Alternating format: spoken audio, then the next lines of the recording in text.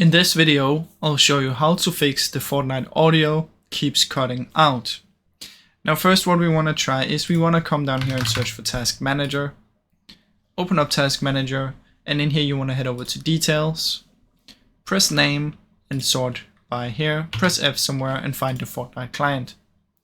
Now you want to find the Fortnite one, right click on it, set priority and choose High. Make sure you choose High and not any of the other ones. And once you've set it to High, what you can do is come down here, search for Run, type %temp %, press OK, open it up, click in here, click Ctrl A to select everything, and then delete. Now just let it delete everything it possibly can. And after that, what you want to do is when these pop up, click here, skip, and just do it again. Let it load, let it load. And then if it pops up again, skip, skip. Perfect. Now that we've done that, what we want to do is come down here and search for Display or Graphic Settings.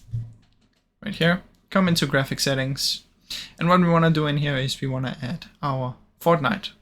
So press Browse and make sure you activate this one. Browse. And in here we want to look for Fortnite. I have mine on my D drive. You might have yours on your C drive. It's under the Epic Games folder. So open up Epic Games, Fortnite. In here choose Fortnite Game, Binaries, Windows 64, and choose Fortnite Client.exe here. You can add this one. And in here what you want to do is press Options, High Performance, Save, and then relaunch your Fortnite as an administrator. Now this should hopefully fix your issue. If it did, please leave a like and subscribe as it helps me out a ton. Thank you so much for watching.